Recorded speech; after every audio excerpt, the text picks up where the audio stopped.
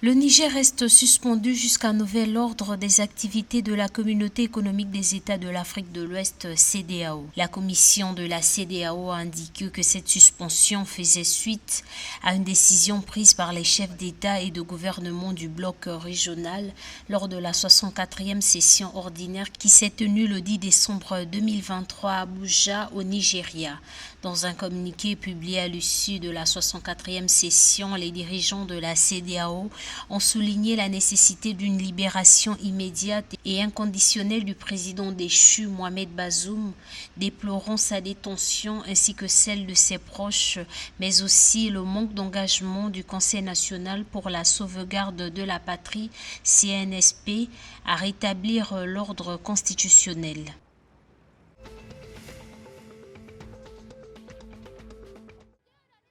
Au Nigeria, le taux d'inflation du mois de novembre a atteint 28,20% par rapport au taux de octobre 2023 qui était de 27,33%, a relevé le Bureau national des statistiques.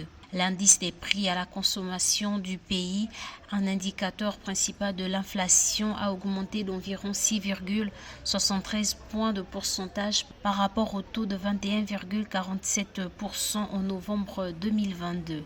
La hausse de l'inflation alimentaire en glissement annuel est due à l'augmentation des prix du pain et des céréales, de l'huile et des graisses.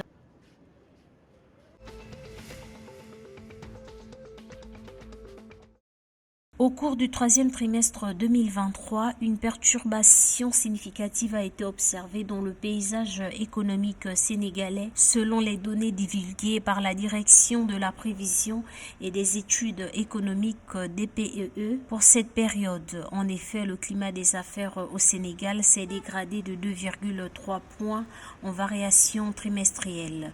Ces dégradations manifestes du climat des affaires peut être largement attribuées aux persistantes tensions sociopolitiques ayant prévalu ces derniers mois.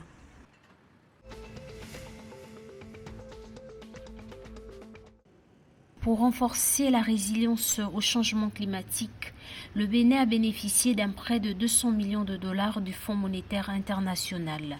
Cet accord de financement doit soutenir le programme des autorités de ce pays d'Afrique de l'Ouest visant à renforcer la résilience au changement climatique, notamment en intégrant les considérations climatiques dans l'élaboration des politiques, a expliqué le FMI dans un communiqué.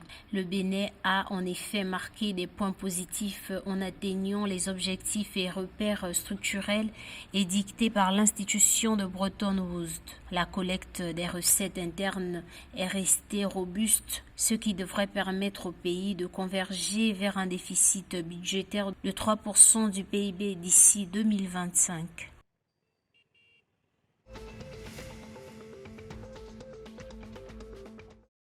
La Confédération africaine de football CAF a informé que les 24 équipes qualifiées à la CAN 2024 doivent soumettre la liste définitive des joueurs sélectionnés le 3 janvier 2024 au plus tard, soit 10 jours avant le coup d'envoi de la compétition. Si les sélectionneurs peuvent convoquer 27 joueurs au lieu de 23 lors des éditions précédentes, toutefois, seuls 23 joueurs seront sélectionnables pour chaque match du tournoi.